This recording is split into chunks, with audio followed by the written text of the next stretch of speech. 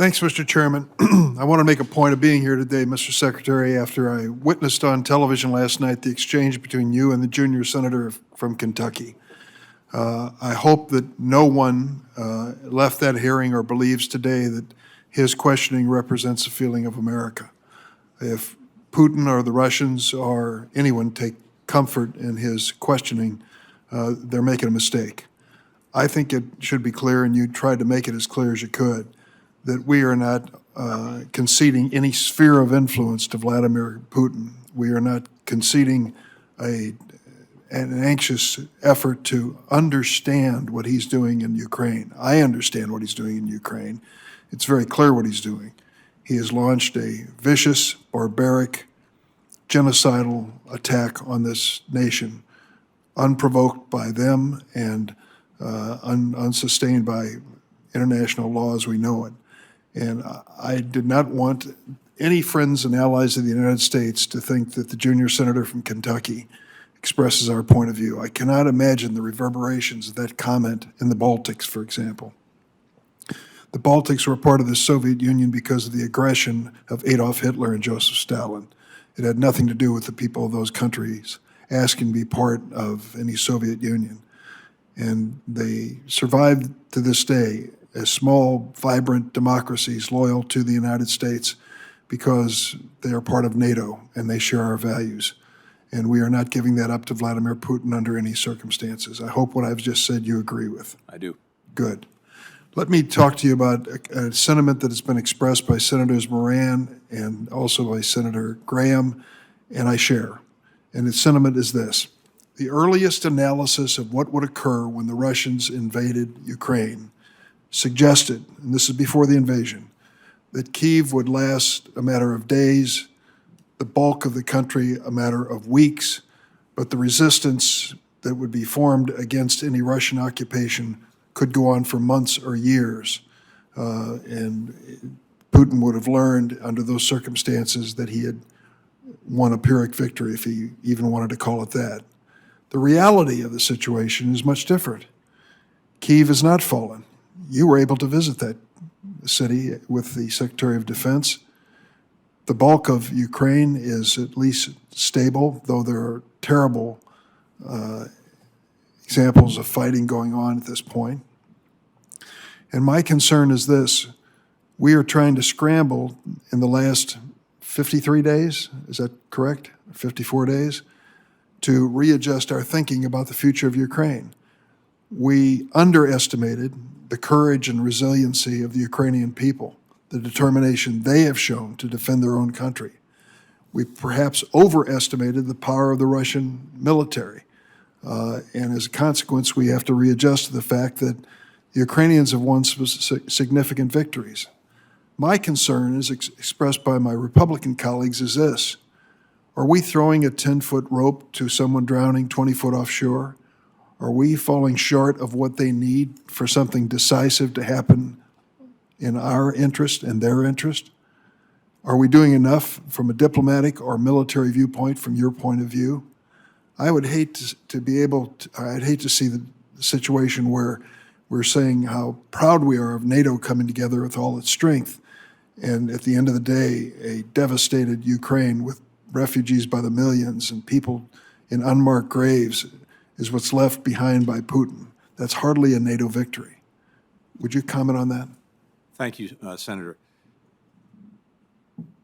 What Russia has done and continues to do to Ukraine every day, the brutalization of the country in the parts where Russia is engaged, is a tragedy that in and of itself can't be undone. People have died, been killed in the most awful ways. That can't be undone. People have been displaced from their homes. 5 million refugees, 7 million displaced persons inside of Ukraine, including, by most estimates, 3/4 of the children of the country have been displaced at one point. Some are moving back. And even if when they come home, that's not going to fully erase the trauma that they've been through. So some of the damage that's been done is quite literally irreparable. Having said that, I believe that we are the United States, many other countries, coming together to make sure that, to the best of our ability, the Ukrainians have what is necessary to push back this Russian aggression. They've done that successfully in and around Kyiv. They are engaged now in a ferocious fight in southern and eastern Ukraine. And as I mentioned a few moments ago, Secretary Austin was just in Germany yesterday with 40 ministers of defense to make sure that we're all coming together to get the Ukrainians the kind of weaponry that they need in a battle that has changed in its nature to continue to do what they need to do to push back this Russian aggression. We are focused like a laser on that and on making sure that they have what they need. Some of that is coming from the United States. Some of it is coming from many other countries that are engaged, and it's being done in an organized and coordinated fashion, and it's being done in full consultation with the Ukrainians. But as I said, we have to continue to sustain that and follow through. Let me just cite one quick example, though, of how this has evolved. It used to be that when the president made a drawdown order, it might take some weeks between the time the order was given and the time the equipment in question got into the hands of those it was going to.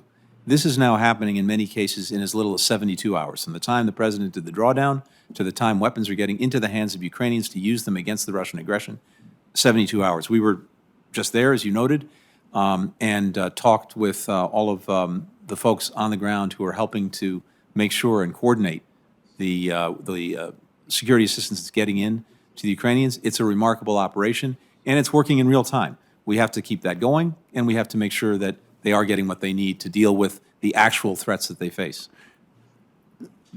The president has made it clear that a patch of Polish real estate is a tripwire. He said that over and over again. I assume there are other tripwires which you may not want to be as explicit with us in this committee setting in describing. I hope that they will include the consideration of the genocide which is taking place there as well. If there is a point beyond which we cannot, with a good moral conscience, justify or even look the other way or wait for a day to resolve it. On the question of war criminals, I was surprised to learn that current American law does not give us any criminal authority to prosecute those who committed war crimes in other countries, nor does it give us any civil authority over those same people. I have legislation to change that. We should make it clear to anyone that has been engaged in Putin's strategy, they will never find a comfortable, safe home in the United States. And I hope that I can bring that to your attention and that your people will take a look at it. I look forward to looking at that, Senator. Thank you. If I could mention two or three other things, Senator Haggerty, I'll wrap it up quickly because I know you probably are waiting to vote as well. Afghanistan, Mark Frericks. I wanted to make a point of making a record of our continuing concern about this Illinois resident who is being held captive in Afghanistan. Are you familiar with this situation? I'm more than familiar with it. It's something that I've intensely focused on. Thank you. We hope that we can bring him home. The Chinese bullying of Lithuania over their decision to recognize a Taiwanese office. Are you aware of this situation? Again, more than aware of it, extremely focused on it. We jumped in very quickly when that happened to make sure that we could bolster Lithuania, including with economic assistance, creating greater opportunities for trade and investment. We've also rallied countries and partners in the European Union to do the same thing. The European Union has stood up against this kind of coercive action by China, the bullying that it's tried to use, and Lithuania has been extraordinary in its resilience and fortitude against it. But yes, very focused on that as well. Is there a path forward in Haiti with the situation that we currently face? It's a long path forward. There, as you know very well from the time you spent on this, there are two things that are going on. First, we need to see the government, civil society, all actors come together to get us to elections, free and fair elections, that reestablish a fully legitimate Haitian government and leadership. And that work is in progress. We're trying to facilitate that and support that.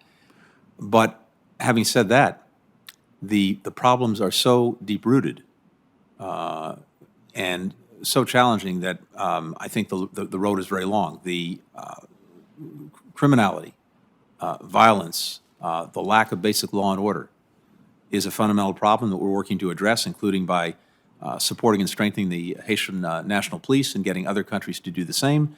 That's very much a work in progress. The endemic poverty and lack of economic opportunity.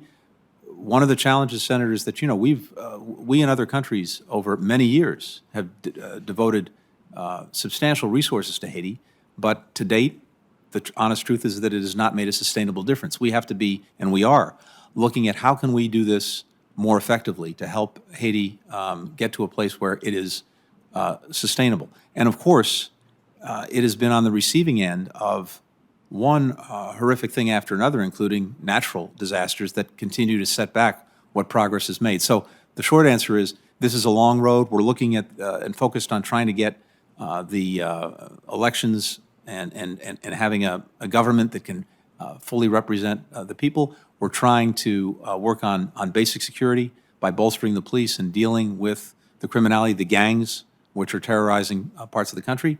But then there is a much longer project in helping Haiti to really stand on its feet in a self-sustaining way. Thank you. I'm going to send you a written question related to my efforts to secure the release of Philippine Senator Leila de Lima, one of the critics of the Duterte regime. I'd like to know your take on the current state of affairs there.